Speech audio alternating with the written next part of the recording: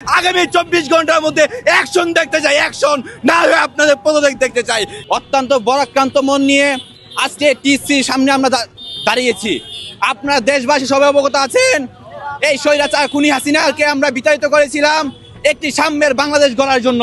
কিন্তু আজকে আমরা দেখতে পেরেছি এই সিলেট অঞ্চলে প্রাকৃতিক পুণ্যভূমি 360 আউলিয়ার পুণ্যভূমি এই সিলেট অঞ্চলকে তারা লুটের রাজ্যে পরিণত করেছে। এই লুটের রাজ্যের পিছনে কাদের কাদের হাত আছে তাদেরকে অতি শীঘ্র ধরতে হবে। আপনারা সবাই অবগত আছেন, উপদেষ্টা মাননীয় উপদেষ্টা রেজওয়ানা কিছুদিন আগে সিলেটে গিয়েছিল এবং বলেছিল রাজনৈতিক দলকে নাকি সতর্ক করেছিল। আমি বলতে চাই, আপনি সতর্ক করার কে, আপনি অ্যাকশন নেবেন। আমি আপনাদের দেশবাসীকে সাথে নিয়ে উপদেষ্টাকে বলতে চাই, আগামী 24 ঘন্টার মধ্যে অ্যাকশন দেখতে চাই, অ্যাকশন না হয়ে আপনাদের পদত্যাগ দেখতে চাই। কারণ আমরা এই সিলেটকে যে প্রাকৃতিক লীলাভূমির সিলেট এবং 360 আউলিয়ার পবিত্র ভূমিকে আমরা কলঙ্কিত করতে চাই না, আমরা কলঙ্কিত করব না।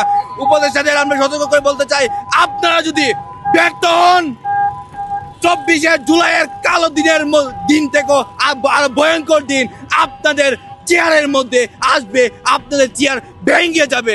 তাই অতি শীঘ্রই এই চালাবাজদের ধরুন, দুর্নীতিবাজদের ধরুন, পাথরকুরের আস্তানা এই পবিত্র ভূমি সিলেটে হবে না। এটা দেখার পরে স্টিল আমি ঘুমাতে পারছি না।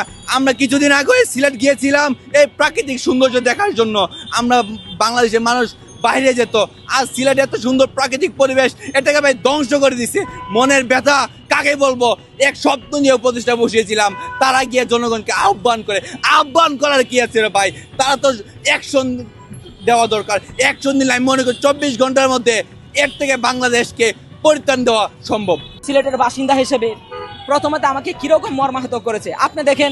আমি যখন আমার এই বাংলাদেশে বিভিন্ন স্থানে হাঁটে তখন আমাকে কেউ বলে যে ভাই আপনার বাসা কোথায়, বিশেষ করে আমার ইউনিভার্সিটির ভিতরে। আমি বলি আমার বাসা সিলেট। ও ওয়াও, সিলেট তো কেন? কারণ হচ্ছে সিলেট একটি কাজে বিখ্যাত, সেটা হচ্ছে প্রাকৃতিক সৌন্দর্যের জন্য সিলেট অনেক সুন্দর, এখানে সারা দেশের মানুষ ঘুরতে যায়। তারপরে আসেন 360 আউলিয়া পণ্যভূমি, শাহজালাল, শাহপরান এর মাধ্যমে সারা বাংলাদেশের সিলেটের এই পরিচয়। এখন হচ্ছে আমি খুবই মর্মাহত, কারণ নিজের পরিচয় দিতে হচ্ছে খুবই কষ্ট লাগে, বেদনাদায়ক। কারণ এই সিলেটকে অপবিত্র করেছে ওই তারাই। কারণ হচ্ছে এখন সাদা পাথরে যাবে না তো, কারণ হচ্ছে সাদা পাথরে প্রাকৃতিক পরিবেশ নাই। আপনি দেখেন, ধরে নেন এখানে পাথর সংখ্যা হচ্ছে ধরেন 300 কোটি, 300 কোটি পাথরের টুকরা সরাইছে। তাহলে এবার হিসাব করেন তো 5 বছরের ভিতর কত মানুষ যাইতো এখানে ভ্রমণ করার জন্য, 10 বছরের জন্য কত মানুষ যাইতো, 20 বছরে তো যাইতো অনেকগুলো, কত কোটি টাকা, কত কোটি মানুষ যাত, এবং সেখানে কত কোটি টাকা বাংলাদেশ সরকারের আয় হইতো, এবং দেশের মূল চালিকা শক্তির এটা কতটুকু অ্যাড হইতো। তাহলে এই যে কমন সেন্স নাই, এই প্রশাসনের এই তৎবিরতার কারণে এই যে আজকে আমাদের এই পরিণতি, তাহলে এটাই তো কষ্ট। মানে হচ্ছে আমরা আসলে একটা চেয়ারে বসে আছি অর্থাৎ দেশ পরিচালনার জন্য, কিন্তু আমাদের মস্তিষ্ক সেই পাছায় পড়ে আছে, আসলে ওই জায়গাতে আর নাই।